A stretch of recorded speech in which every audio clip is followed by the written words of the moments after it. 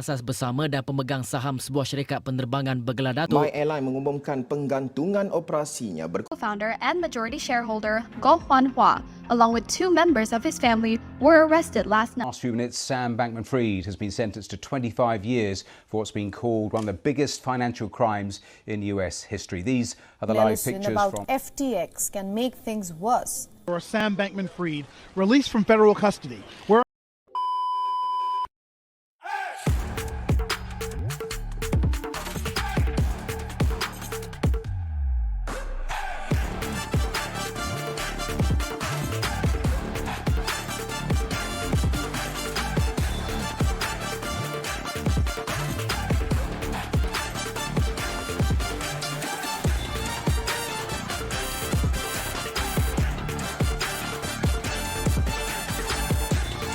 Hi, I'm SINEGAA. I'm your news reporter for today.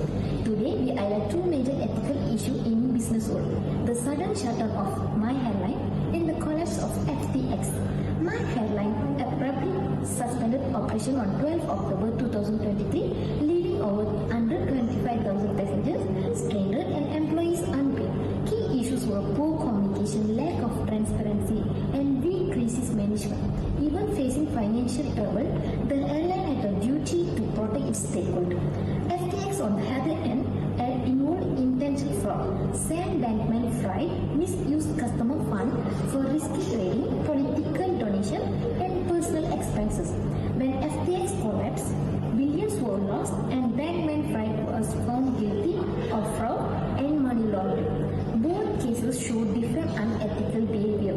MYAirline through negligence, FTX through fraud, but the impact was similar: financial loss, damaged trust, and harm to the economy.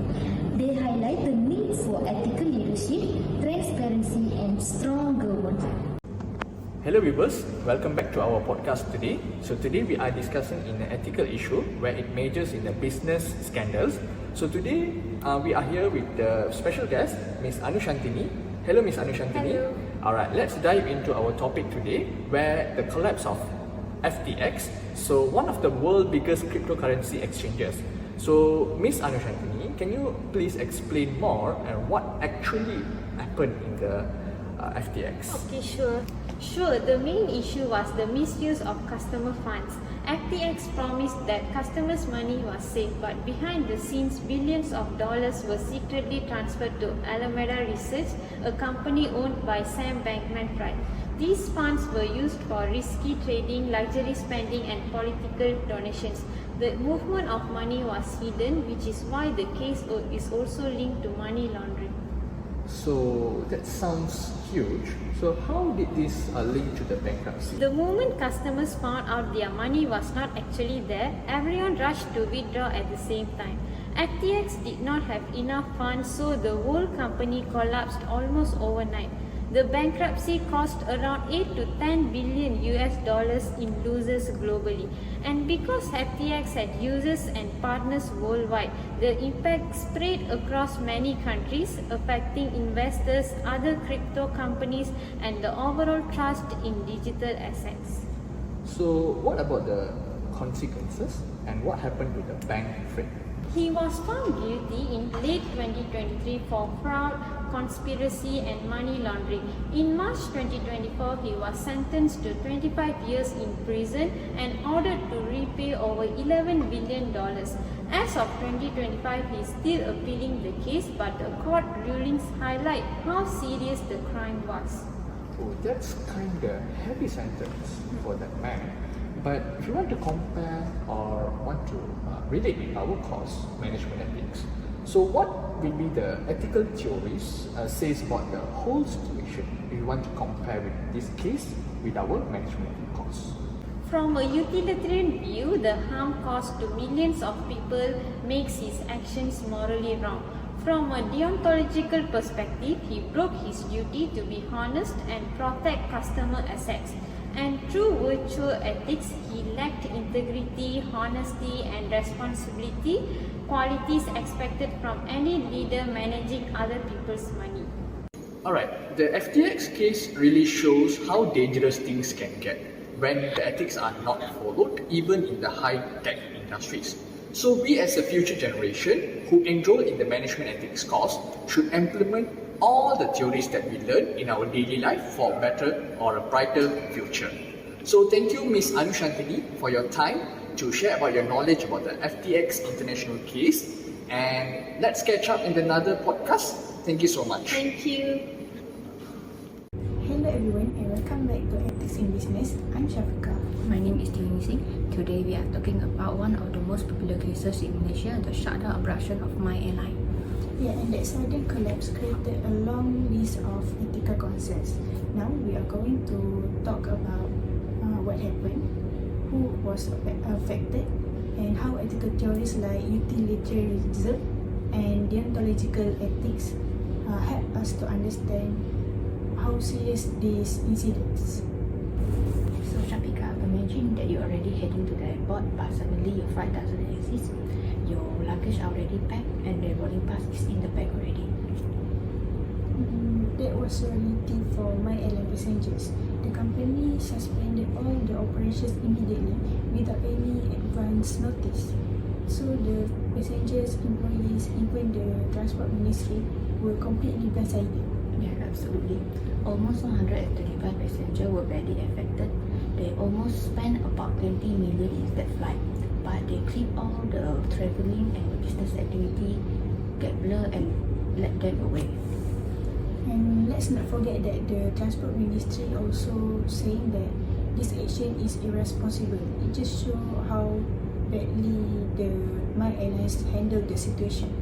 So now let's break down who suffered the most, starting with the passengers. Yeah, absolutely. Passenger is the most affected. They are forced to paying for the last minute expensive tickets. Other than that, they also do not clarify about the refund or any alternative agreement for the passenger. And for the employees, I think this part is quite heartbreaking because overnight thousands didn't know whether they still had their jobs, salaries, EPF and so. Imagine the stress they face. Absolutely. Not forget about investors. They are really thrilled about your MYAirline arrangement. Suddenly they found out that this company is involving in the money laundering activity. So now let's analyze from utilitarian perspective, which focus on the greatest good for the greatest number.